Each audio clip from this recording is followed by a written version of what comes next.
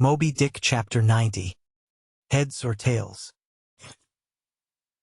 De Balna Vero Suffici, Sirex Abea Capu, et Regina Codam. Bracton, L3, C3.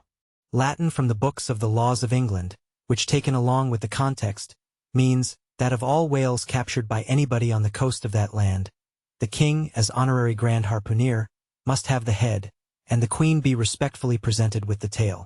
A division which, in the whale, is much like having an apple. There is no intermediate remainder.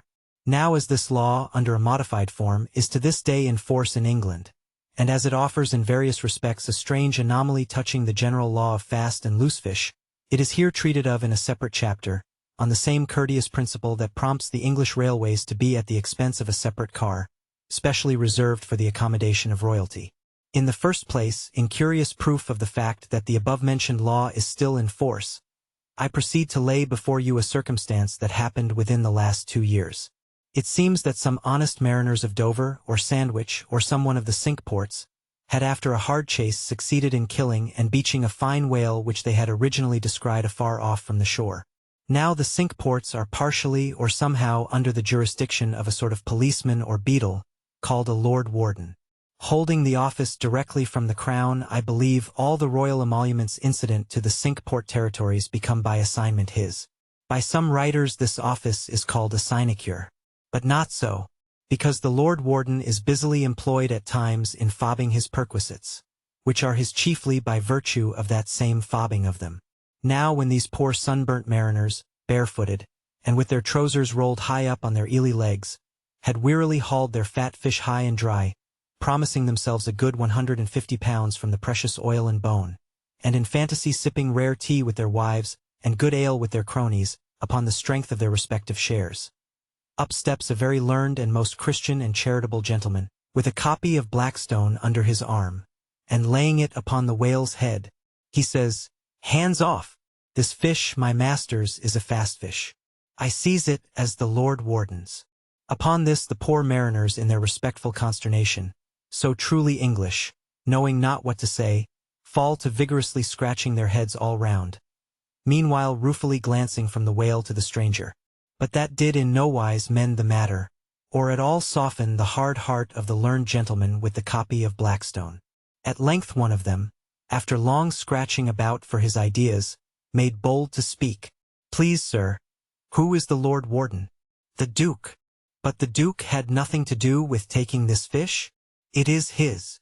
We have been at great trouble and peril and some expense, and is all that to go to the Duke's benefit, we getting nothing at all for our pains but our blisters?"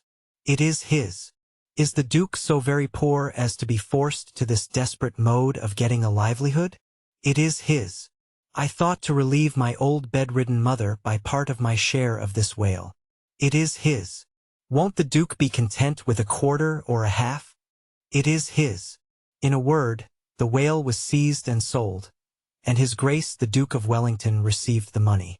Thinking that viewed in some particular lights, the case might by a bare possibility in some small degree be deemed, under the circumstances, a rather hard one, an honest clergyman of the town respectfully addressed a note to His Grace, begging him to take the case of those unfortunate mariners into full consideration. To which my Lord Duke in substance replied, both letters were published, that he had already done so, and received the money, and would be obliged to the reverend gentleman if for the future he, the reverend gentleman, would decline meddling with other people's business. Is this the still militant old man, standing at the corners of the 3 kingdoms, on all hands coercing alms of beggars? It will readily be seen that in this case the alleged right of the Duke to the whale was a delegated one from the sovereign. We must needs inquire then on what principle the sovereign is originally invested with that right. The law itself has already been set forth, but Plowdon gives us the reason for it. Says Plowdon, "The whale so caught belongs to the king and queen, because of its superior excellence." And by the soundest commentators this has ever been held a cogent argument in such matters. But why should the king have the head, and the queen the tail? A reason for that, ye lawyers.